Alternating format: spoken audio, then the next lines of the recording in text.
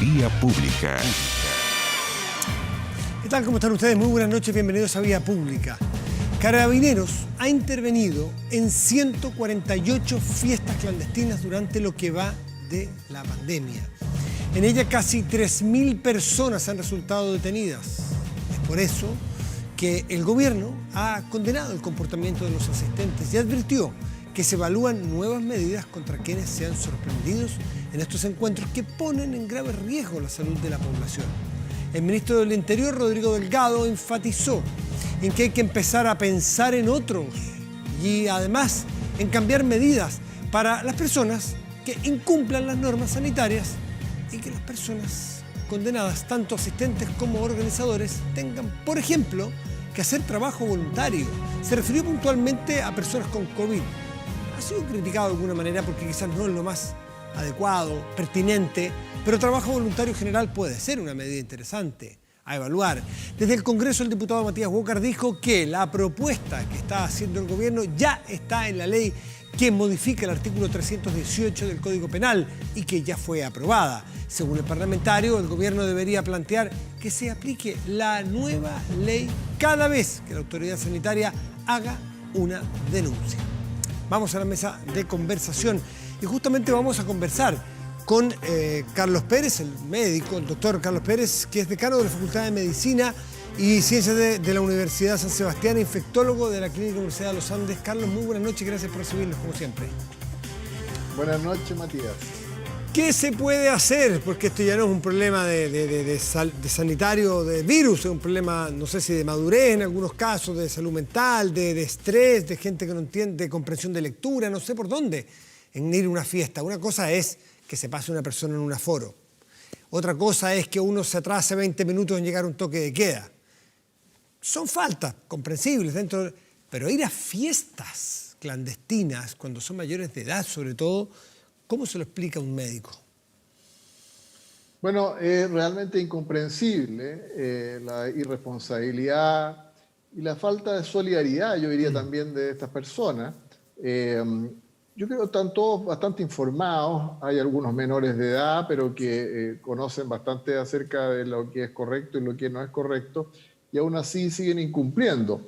De tal manera que yo creo que lo que queda es solamente aplicar las máximas sanciones posibles. Yo estoy de acuerdo, el trabajo comunitario, eso se hace en muchos países del mundo y es algo que sería deseable. Pero además hay que hacer otras cosas que duelan, como son las multas, y sobre todo multas elevadas, que a veces le van a caer directamente a las personas, otras a los padres responsables de esos jóvenes. Y eso es lo que hay que hacer y aplicarlo y asegurarse que se cumpla naturalmente. Claro, ahora, el ministro Delgado planteó que trabajaran con personas afectadas de la COVID, pero eso parece no muy adecuado, dado, primero, que es un trabajo sumamente especializado.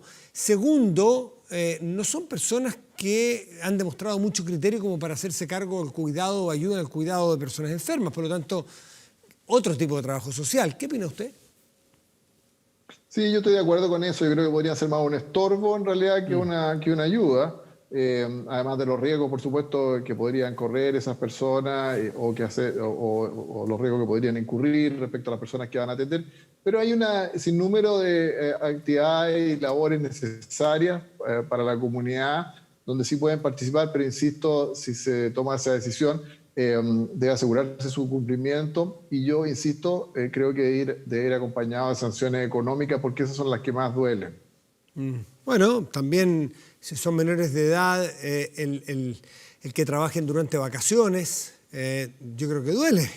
Es cosa de recordar cada uno de nosotros cuando teníamos esa edad. Si usted le dice, muchachos, al que se le pille una fiesta clandestina, tiene que llegar a firmar una comisaría el 1 de enero del próximo año hasta el 20, no sé qué, último día de febrero. Enero y febrero, trabajo social el próximo verano. Yo creo que eso duele.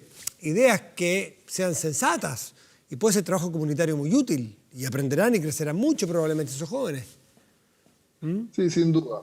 Yo creo que nosotros, nuestra responsabilidad es seguir educando, mostrando la importancia y la seriedad que tiene esta infección, que es cierto que a muchos de estos jóvenes les puede producir cuadros más leves, pero si ellos terminan contagiando a personas mayores que pueden ser cercanos a ellos, sus familiares, sus padres, sus abuelos, sus hermanos, familiares que tienen alguna enfermedad crónica, ellos sí que se pueden complicar, se pueden morir a consecuencia de esta grave infección. Así es que el llamado a seguir insistiendo en la gravedad que tiene esta situación. Entendemos, ¿no es cierto?, empatizamos con el aburrimiento seguramente que tiene o el deseo de participar en estas reuniones sociales. Todos echamos de menos esas reuniones, pero ya van a volver. No queda tanto tiempo.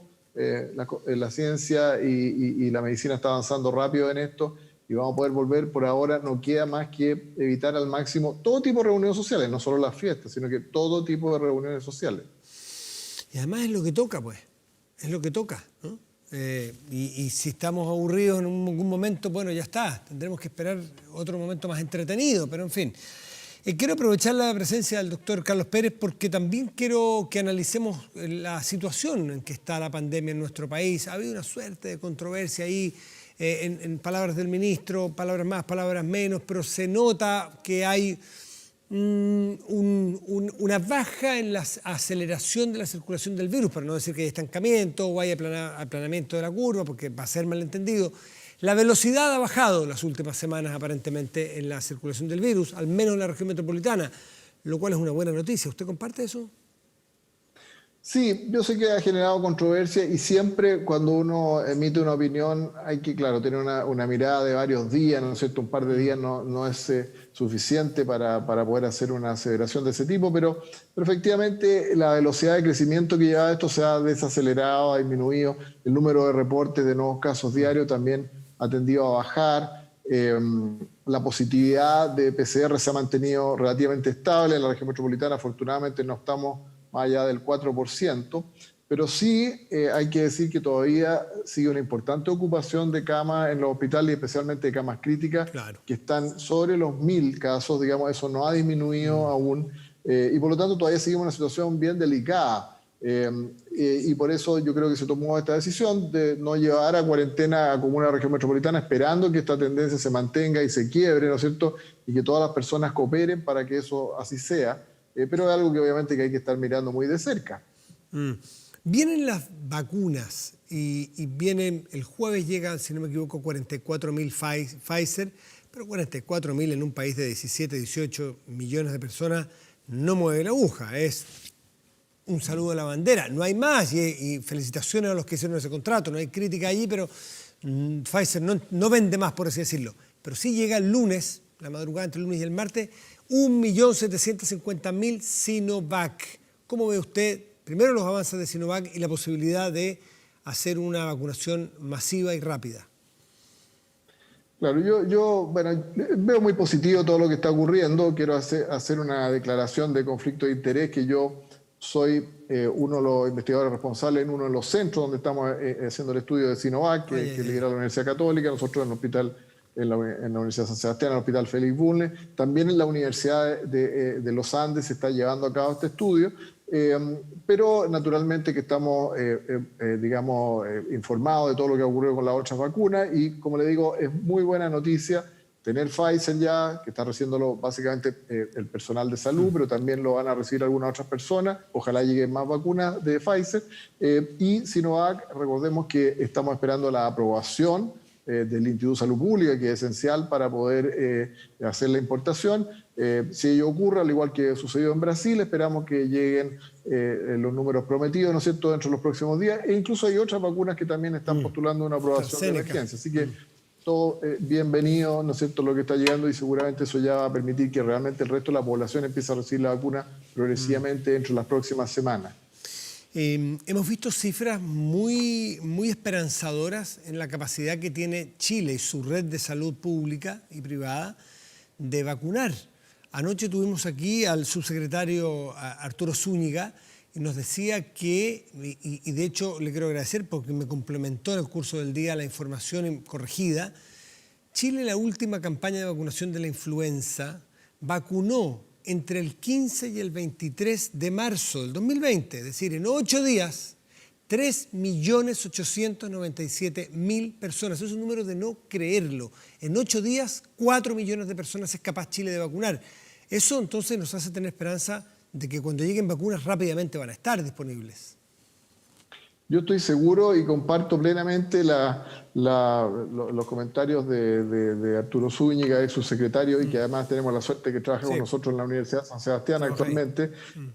Así es que realmente yo creo que estamos preparados para ello, tal como él lo señalaba en cifras totales y en tiempo. Puedo decirle que en términos de población objetivo, que se esperaba vacunar con influenza en el 2020, se alcanzó más del 98%, una cifra histórica nunca antes vista.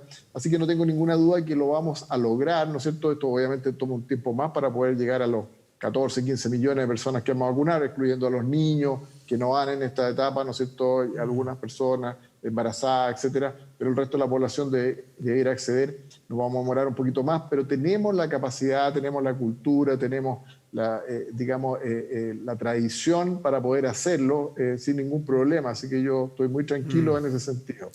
Ustedes como facultad de medicinas que siempre tienen campos clínicos y tienen proximidad a algunos hospitales, en el caso de ustedes en el Félix Bulnes, ¿cómo hemos hablado y nos han explicado muchas veces la capacidad de las camas o la ocupación de camas? Cuando hablamos de camas hablamos de equipos, no solamente de un catre, ¿no?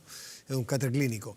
Me gustaría saber cómo está el resto de los pacientes, aquellas personas que están en un tratamiento de un cáncer, algunas personas que están en tratamientos delicados de salud y que muchas veces ven pospuestas sus posibilidades en favor de los que están con COVID. ¿Cómo ve usted esa situación y que se pueda recuperar en el curso del año? Bueno, se ha vuelto un poquito compleja la situación porque, tal como señalaba, en la mayoría de los centros públicos y privados se había retomado la atención de pacientes crónicos, pacientes que tenían pendiente cirugía y que llevaban largo tiempo esperando. Se había retomado y se estaba realizando de una manera muy exitosa, pero nuevamente hubo que frenar. No digo que hubo que detener completamente, porque eso ha seguido adelante, pero hubo que compatibilizarlo con disponer también de camas para personas que empezaron a llegar con COVID-19, que es lo que está ocurriendo en este momento. No estamos en la situación de mediados del año pasado, al menos en la región metropolitana, porque en otras regiones la situación es bastante más compleja, en que está prácticamente el 80-90% de las camas ocupadas con pacientes COVID. No estamos en esa situación, están coexistiendo, ¿no es cierto? Pero si esto sigue creciendo, naturalmente que va a desplazar a las personas que tienen pendiente resolver algunos problemas de salud, y eso sería muy lamentable. Es una disyuntiva ética interesante. Me imagino que dentro de los hospitales es pan de cada día esta discusión o este debate o esta reflexión. Porque una persona que está en un tratamiento complicado, del cual depende también su vida, su calidad de vida, y postergarlo por una persona con COVID, que también requiere, ¿no es cierto?, una asistencia urgente, es difícil, ¿eh? ¿Cómo se hace eso allí? Bueno, es muy difícil y es una decisión caso a caso. Aquí no hay una norma general, porque naturalmente si una persona con una enfermedad que significa un riesgo vital, un infarto agudo del miocardio, un accidente cerebrovascular, un sangramiento de cualquier naturaleza, va a ingresar y se va a hacer lo que haya que hacer, ¿no es cierto? Pero quizás, no sé, una persona, voy a poner cualquier ejemplo, una persona que está esperando hace largo tiempo, ¿no es cierto?, un reemplazo con una prótesis de cadera, ¿no es cierto?, porque está muy no es vida o muerte. ¿no es cierto? Claro, no es vida o muerte. Exactamente, está con una situación de incapacidad importante o tenía un problema de cálculo a la vesícula que lleva largo tiempo sin resolverse, una hernia gigante que le está molestando mucho. Desgraciadamente esa, no, salvo que se complique, digamos, no tienen urgencia en este momento y va a haber que priorizar los otros casos. Lo otro sí, que también hay que decir que en el caso del manejo de los pacientes con COVID, los equipos médicos han aprendido mucho y ya el manejo es bastante más fino, ¿no es cierto?, de saber qué hacer en cada momento, cómo ir avanzando, cuándo empezar a retirar los ventiladores, etcétera. Así que también hay un conocimiento que se ha ido adquiriendo, pero muchas de estas personas que terminan en la UCI se quedan muchos días ahí porque no es posible sacarlo tempranamente, y eso es una cama que queda ocupada, ¿no es cierto?, hasta que se resuelva su problema de salud. Por lo que entiendo, el promedio de personas hospitalizadas en UCI o críticas, sobre todo en UCI, que hay más personas, ha bajado considerablemente, el promedio de edad me refiero, ¿no? Ha bajado, con lo cual aquellos que son más jóvenes, que tienen 40, 50 o 30 y tantos, con una bajísima percepción de riesgo, que creen que, bueno, si me agarro este bicho me resfriaré como mucho, si es que me da algo, no es tan así. ¿Cuál es su experiencia? Sí, eso se ha observado en Chile y en otros lugares del mundo. Hay que decir que desafortunadamente muchas personas mayores, digamos, se complicaron y algunos fallecieron en la primera ola grande, por así decirlo. Y el resto que no se complicaron se han cuidado pero de una manera excepcional, ¿no es cierto? Y se siguen cuidando mucho. Y claro, los grupos que más se infectan, que son los más jóvenes, dentro de ellos hay algunos que tienen factores predisponentes que lo hace que esto sea más grave, ¿no es cierto? Basta tener, por ejemplo, una obesidad importante o a veces un tema de diabetes o alguna otra situación como esa para que una persona de cualquier edad esté en riesgo de complicarse e incluso de fallecer. Y eso es lo que hemos estado observando. Así que todos estamos en riesgo de complicarnos, unos más que otros, y a veces es bastante inesperado, ¿no? Nosotros hace poco tuvimos que lamentar el fallecimiento de una querida colega, 42 años, sana, ¿no es cierto?, que trabajaba en cuidado intensivo y que falleció desafortunadamente y no hubo nada que hacer para poder sacarla adelante. Así que eso le puede ocurrir a cualquier persona a cualquier edad. Doctor Carlos Pérez, decano de la Facultad de Medicina y Ciencias de la Universidad de San Sebastián y infectólogo de la Clínica Universidad de los Andes. Muchísimas gracias, Carlos, como siempre, por atendernos. Muy buenas noches. Buenas noches, Matías. Que esté muy bien. Vamos a hacer una pausa y ya volvemos. Espérenos.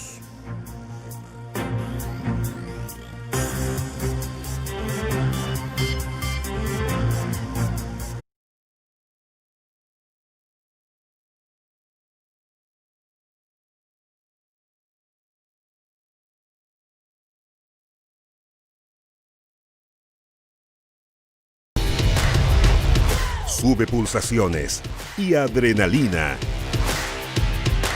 Si amas correr o sumar kilómetros sobre tu bicicleta, este es tu lugar.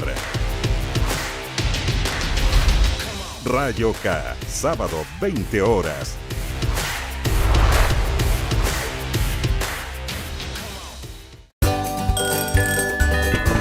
¡Aló! En nuestras diferencias está nuestra riqueza. Encontrémonos. En un año de grandes cambios, donde los hechos impactaron directamente en tu vida, necesitabas tomar una decisión para estar informado. Y nos elegiste. Gracias a ti.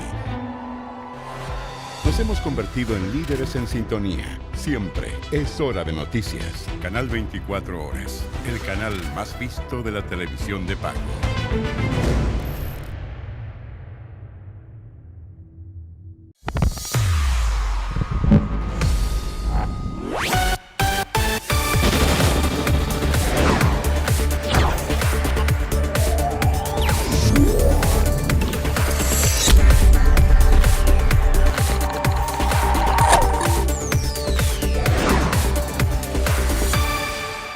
Canal 24 Horas. Un mundo en movimiento necesita distintas visiones para entenderlo.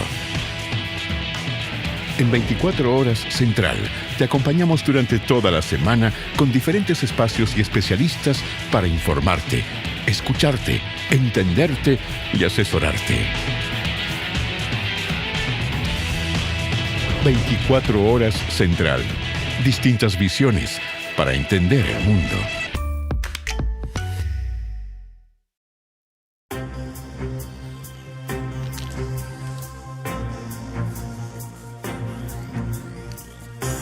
Y en el contexto del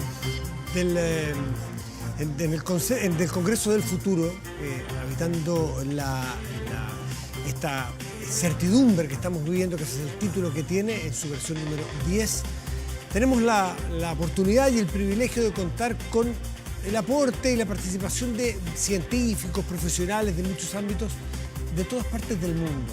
Y hay la mitad del vaso lleno es que la posibilidad de hacerlo de manera telemática o virtual permite también acceder a más y personas probablemente más difíciles que hubieran estado físicamente acá. 4 premios Nobel, en fin, es una convocatoria bien impresionante. Y nosotros estamos como medio asociado tratando todos los días de tener una conversación con algunos de esos participantes internacionales. Y ahora queremos conversar justamente con Antonio Lascano Araujo, que es profesor emérito de la Universidad Nacional Autónoma de México, en donde se dedica a la investigación y a la docencia sobre el origen y la evolución temprana de la vida. Antonio Lascano, muy buenas noches, gracias por recibir nuestro llamado. Encantado, don Matías, buenas noches. Muy buenas noches, muchísimas gracias. ¿En qué ciudad de México está usted y qué hora tiene para ver? En la Ciudad de México misma, en la capital, y son las 8:30 de la noche, más o menos, las 20:30. Ya. Una hora prudente para molestarlo, porque anoche tuvimos una entrevistada desde Suecia a las 3:30 de la madrugada, era más complejo. Muchas gracias, profesor. Bueno, lo que trata del panel donde usted va a participar junto a otros colegas es este fenómeno general de la pandemia, cómo las mentes más lúcidas o muchas mentes muy lúcidas del mundo, de la investigación, han puesto en común su esfuerzo para sacar adelante en tiempo récord una maratón que pudo haber sido en otras circunstancias. ¿Cómo lo ve usted con la experiencia que tiene el trabajo que ha realizado la comunidad científica? Bueno, yo creo que lo primero el término que habría que utilizar para definir lo que han hecho los investigadores, las científicas de todo el mundo es el de generosidad, porque se volcaron de muchísimas disciplinas, desde la física teórica hasta la virología, desde la bioinformática hasta la química orgánica, se volcaron a tratar de ayudar a resolver al menos algunos aspectos de la pandemia. Y creo que esto refleja un compromiso que en general el grupo de investigadores tienen con respecto a los problemas sociales. Ahora, la pandemia se da en un momento en el que tenemos instrumentos moleculares muy, muy poderosos que permitieron, por ejemplo, tener la secuencia completa del genoma del virus en unas cuantas semanas. Se distribuyó todo de una manera automática. Usted se refería a las virtudes que ahora tienen todos estos instrumentos para comunicarnos a distancia. Como nunca en la historia de la ciencia han probado su utilidad, y esto nos permite estar en un diálogo constante, analizando las secuencias, viendo los datos de la pandemia, viendo las reacciones de los pacientes, haciendo la estadística de quienes infectan o quienes fallecen para tratar de ver cuáles son las tendencias y así entrarle. Hay algo que yo debo decir que me hubiera gustado más, que no lo hemos visto, y es de que dada la identidad cultural e intelectual que tenemos en toda Latinoamérica, me hubiera gustado más ver una cooperación entre todos nosotros.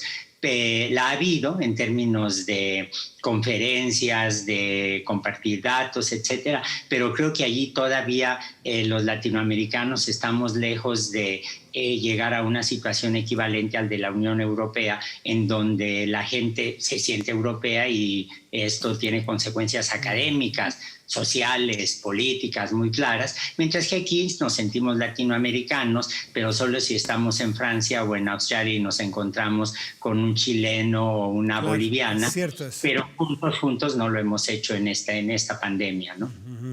Es decir, lo que parecía un sueño muy antiguo, esta vez nos pasa la cuenta de estar desunidos y conectarnos a través probablemente de las potencias, de los países más avanzados, no conectarnos entre nosotros, no tener institucionalidad. ¿Eso falta? ¿Usted también una institucionalidad latinoamericana en estas materias? Bueno, yo creo que sí, y es una pena porque, mire, a mí no me gustan los aeropuertos, pero cuando voy a Sudamérica o a Centroamérica paso por el aeropuerto de Panamá, inevitablemente. Y es fascinante porque allí ve uno que los latinoamericanos somos de todos colores. Hay azules, hay verdes, hay morados, hay rojos, hay amarillos, unos con el pelo rizado, otros bajitos, con acentos distintos, pero la cultura es común. Hay una cultura y una identidad que es extraordinariamente parecida. Creo que no le hemos sabido sacar el jugo, como decimos los mexicanos, a esas similitudes, a esos parecidos. Doctor o profesor Antonio Lascano, me gustaría entrar un segundito en lo que ocurre en su país. Su país está es un país inmenso, lo sabemos, ¿no es cierto?, pero está también en una situación complicada. Está con algo de 10.000 casos diarios, está con un número de muertos y casos generales que lo tienen entre los primeros 10 del mundo. ¿Cómo ha visto usted que se ha tomado en su país el coronavirus y cómo lo han llevado adelante, cómo lo han sacado adelante? Bueno, yo más bien diría que no lo han sacado adelante. Yo creo que uno de los problemas que tiene el gobierno que comenzó hace un par de años, el gobierno del licenciado López Obrador, es que llegó blandiendo espadas flamígeras en contra de los regímenes anteriores, donde ciertamente había errores, había corrupción, había desdén por la cultura, por la ciencia, pero por ejemplo en el caso específico de las epidemias teníamos un grupo de una solidez enorme, gente con una enorme experiencia que había logrado crear una cultura espléndida de las vacunas, que tenían una idea muy clara de cómo rastrear el número de enfermos en distintas pandemias, y todo esto fue desmantelado rápidamente por razones políticas. Yo no sé si mi punto de vista tan crítico sea el típico de los mexicanos, no puedo hablar más que por mí mismo, pero ciertamente la actitud antiintelectual, anticientífica del presidente de la República, de muchos de sus colaboradores, ha llevado a una serie de fracasos estrepitosos que se reflejan, por ejemplo, en que los crematorios o las funerarias ya no se dan abasto. Lo vemos diariamente en las dificultades de la gente para conseguir oxígeno para sus enfermos. Lo vemos, por ejemplo, en una declaración de hace unos días que dijo la jefa de gobierno de la Ciudad de México, que me pareció trágica, en donde dijo que ya realmente los pacientes tienen que ser atendidos en su casa con ayuda médica a distancia, pero este es finalmente un reflejo de que falló estrepitosamente el sistema hospitalario. Yo creo que se han manejado muy mal las cosas, y en este momento la preocupación que al menos yo tengo, sé que la comparten algunos amigos, otra vez no puedo hablar por todo mundo, lo que estamos viendo es el uso político de las campañas de vacunación, cuando debería ser la prioridad absoluta del Estado, de cualquier Estado, para proteger a su gente. Estaba mirando las cifras puntualmente de México, son dramáticas. Es el tercer país del mundo con mayor cantidad de personas fallecidas. 153.000 personas han fallecido en México, con 10.800 casos diarios, 700 personas muertas en el día, en las últimas 24 horas. Y es realmente es muy dramático lo que está pasando. Uno suele leer cosas, pero muy por arriba, no puede entrarle en todos los países.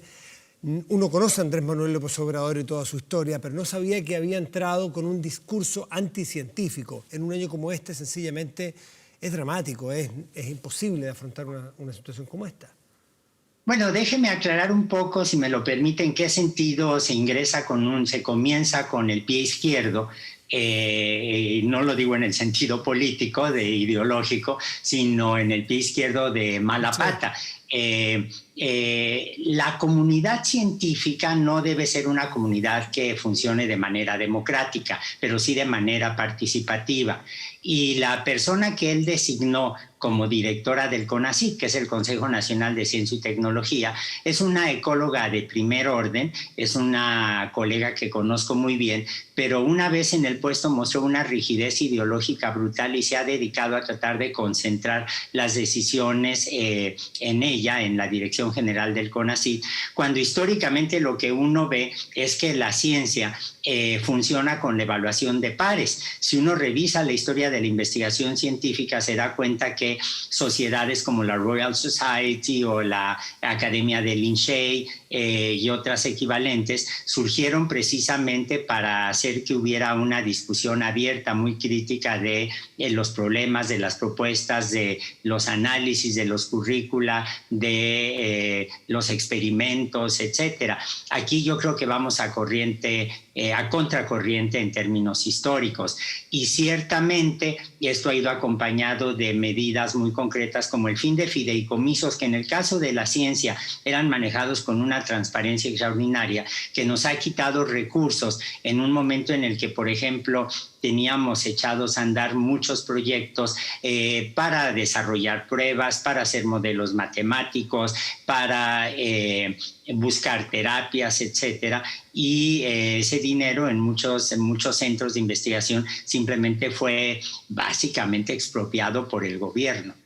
Ahora, México sigue siendo una potencia en nuestro continente en materia intelectual, universitaria, la propia Universidad Autónoma, la cual usted es profesor emérito, es una de las grandes universidades de todo el mundo. Allí mismo, para no mirar, digamos, con tanto desdén lo que pueda estar pasando, pero allí se van a hacer y se van a fabricar vacunas que probablemente van a llegar a Chile, las de AstraZeneca, que van a partir en Argentina, una parte se va a hacer en México y entiendo que esas van a llegar a nuestro país. Es decir, hay una calidad instalada que esa es indesmentible en su país. Así es, y hay que decir, y esto créanme que no lo digo por halagarlo a usted o halagar a la audiencia, hay que tomar en cuenta que en los años 70, cuando hubo estas etapas tan trágicas de dictaduras militares en Argentina, en Chile, en Uruguay, en Brasil, hubo muchos colegas que emigraron, encontraron un nuevo hogar en México. Claro que sí. Y allí había un número grande de científicos que ciertamente contribuyeron a desarrollar ese aparato que todavía persiste, un aparato académico sólido, un aparato académico que yo creo que va a ser capaz de sobrevivir a estos avatares de la política.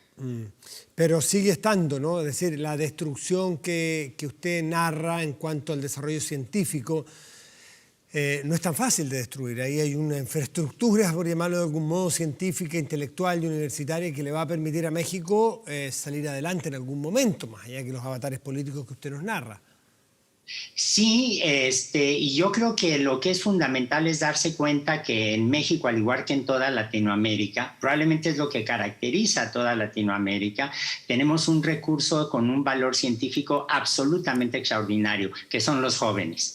En términos demográficos, somos en Latinoamérica, estamos las sociedades más jóvenes en promedio en todo el mundo, y la verdad es que la obligación de las instituciones como la universidad, de la UNAM, los centros de investigación, etcétera, es estar renovándose constantemente. A mí me gusta decir que la ciencia es como el conde Drácula, siempre anda en busca de sangre fresca, y esa sangre fresca es indispensable no solo para preparar a los investigadores, a los científicos del futuro, sino también para que tengamos nosotros una transformación de ideas, una renovación crítica de las cosas que creemos muy establecidas, un crecimiento propio, adecuado del aparato científico. No puede haber un futuro sin ciencia, eso es claro. Está más que y cada vez más importante la ciencia en nuestra vida diaria.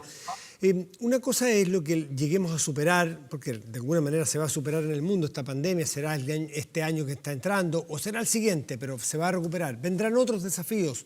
Entonces, para eso me gustaría saber, dada su experiencia como profesor emérito, aunque usted no es virólogo, no es infectólogo propiamente, pero usted sí tiene experiencia en poder proyectar cómo quedará el medio ambiente científico mundial. ¿Quedará mejor preparado?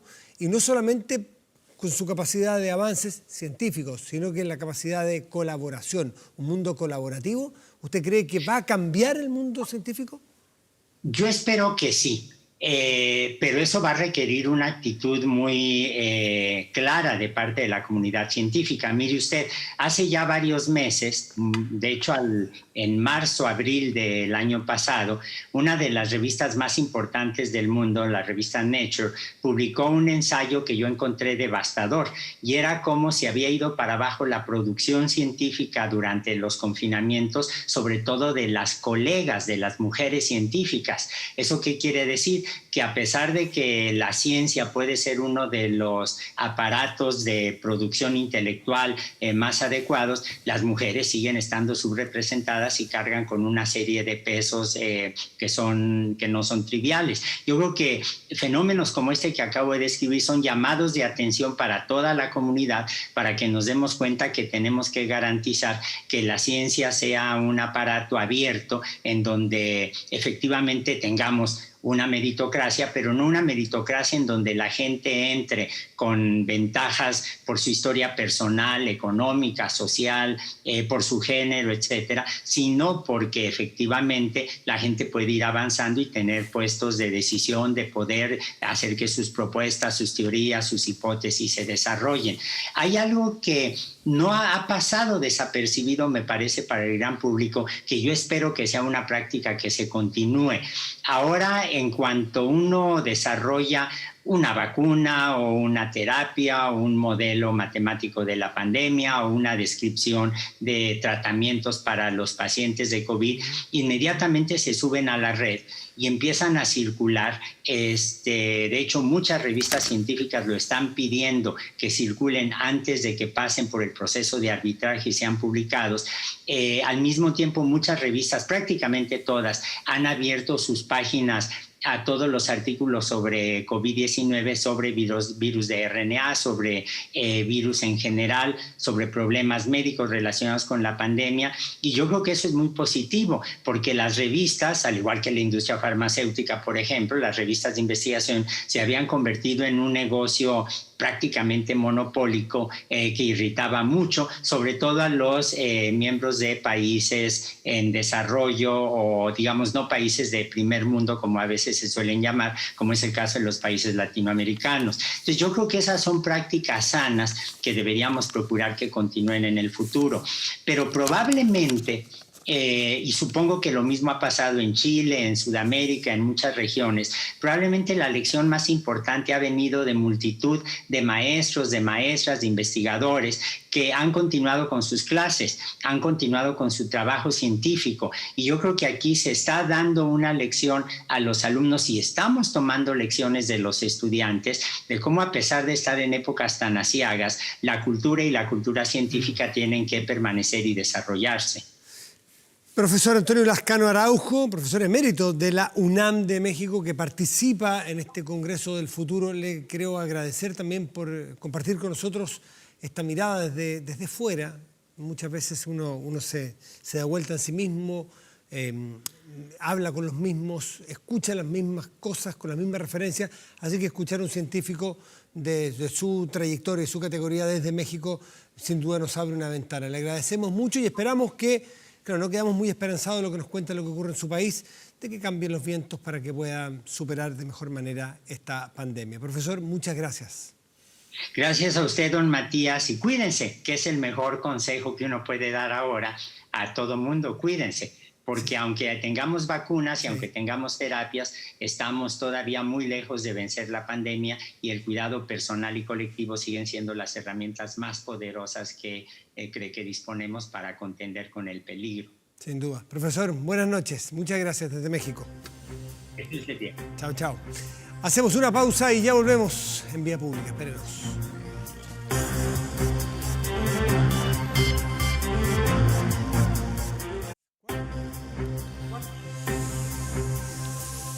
No graves robos. ¿Aumenta la delincuencia? Bueno, no los graves. Evítelos con Tepillé, la empresa líder en seguridad preventiva con monitoreo de cámaras de seguridad y audio disuasivo en tiempo real.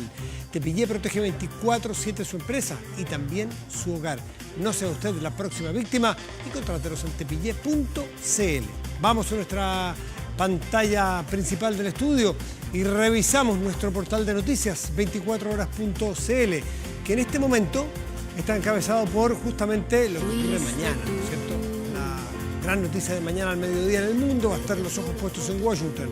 Trump, en su último discurso, orgulloso de ser el primer presidente en décadas que no ha comenzado nuevas guerras. Quizás es uno de los hitos en su presidencia. Habrá que mirar con mucha seriedad y honestidad intelectual los 4 años de Trump.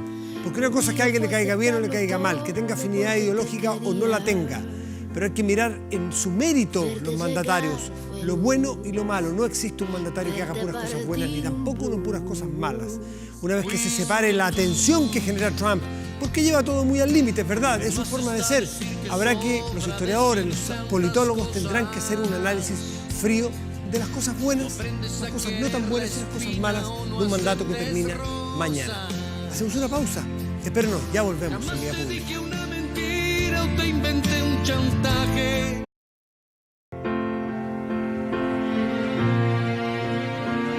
De vuelta en Vía Pública, revisamos la temperatura en este momento. En la región metropolitana, los termómetros indican que hay 19 grados y 6 décimas y el cielo está despejado. Para mañana miércoles y pasado jueves, este es el pronóstico del tiempo. Idéntico. Despejado ambos días con máximas probables de 31 grados. Revisamos otras regiones, si le parece. Bueno, vamos. Rapa Nui, región de Valparaíso, estará cielo parcial y de máxima probable 28 grados. Y Los Vilos, región de Coquimbo, tendrá cielo parcial y una máxima probable de 20 grados. Recién hablábamos de Donald Trump, un tipo que genera amores y odios. Ahora vamos con un artista que genera contradictores, fanáticos. Arjona. Él es, pero está de cumpleaños y es un artista más que respetable, con sus logros en muchos escenarios del mundo. Le guste a quien le guste. Hoy, 19 de enero, el guatemalteco Ricardo Arjona cumple 57 años. El autor de numerosos éxitos, con muchísima acogida en muchas partes del mundo, como Señora de las 4 décadas, Desnuda, El Problema. Bueno, él nació en Jocotenango, Guatemala, y ha gozado de una larga trayectoria musical, bueno, con sus reconocidísimas composiciones. Además, Arjona cautiva a sus millones de fans alrededor del mundo con canciones como Fuiste tú, la cual es una colaboración junto a Gaby Moreno, que escuchamos.